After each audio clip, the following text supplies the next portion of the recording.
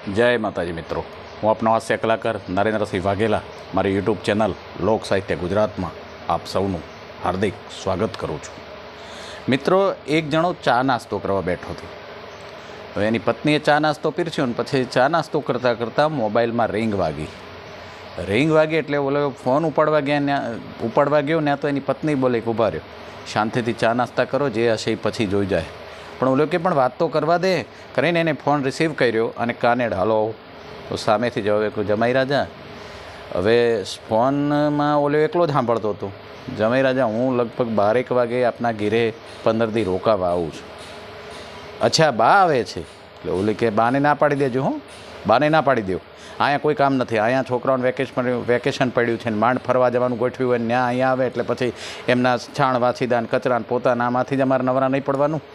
ઓલ્યો પણ કે તું શાંતિ રાખ, પણ કે ના બા આવે છે એટલે ઓલી કે પણ બાને ના પાડી દો ને, તમને કીધું જ ખરા એકવાર। એટલે ઓલ્યો કે પણ મારી બા નહીં, તારી બા। અચ્છા એમ કહો ને મોમ આવે છે તો શું અમારીમાં બોમ્બ છે? આ દુનિયા છે ને આ કળિયુગ છે। પણ એક દી જો બ્રાહ્મણને ઘીરે જઈ અને કેડીબાઈના અને મમરાભાઈના લગ્ન લેવાના, કેડીબેન અને મમરાભાઈના લગ્ન લેવાના। હવે જાજેરી જાન જોડીને અહીંયા મમરાભાઈ તૈયાર થયા અને ઓલી બાજુ કેડીબાઈ હતા એ બ્યુટી પાર્લરમાં જઈ આવ્યા અને એમણે બધું હમુરમું કરાવી દીધું અને બરાબર જાન લઈને મમરાભાઈ આવી ગયા છે અને પછી વધામણા થયા, જાન તેડાવી અને પછી ચોરીમાં મમરાભાઈ અને કેડીભાઈને બેહાડ્યા છો અને બ્રાહ્મણ શ્લોકની વિધિ કરે છે ને પરસેવો ખૂબ વરી ગયો જાનૈયાઓને અને વરરાજાને બધાને પરસેવો ખૂબ વર્યો। પરસેવો જાજો થયો એટલે કોઈ કહે કીધું ભાઈ ઓલી કૂલરની સ્વિચ પાડો ને યાર, ઓલી કૂલર ચાલુ કરો તો કાંઈક ઠંડો વાયરો આવે। કૂલર ચાલુ કર્યું અને વરકન્યા ગાયબ થઈ ગયા, મમરાભાઈ અને કીડીબાઈ ઉડી ગયા, હજી લગી પતો નથી લાગ્યો। પણ ભગવાન વિષ્ણુને એકવાર એમ થયું કે હવે મારે કળિયુગ છે તો બાઇક લઈને એક દી આંટો તો મારો, રોજ રથમાં ફર્યા હવે કંટાળો આવે છે, રથમાં ફરી ફરીને કંટાળ્યો થાય, આજે બાઇક સ્પ્લેન્ડર લઈને મને નીચે આંટો મારવા દે।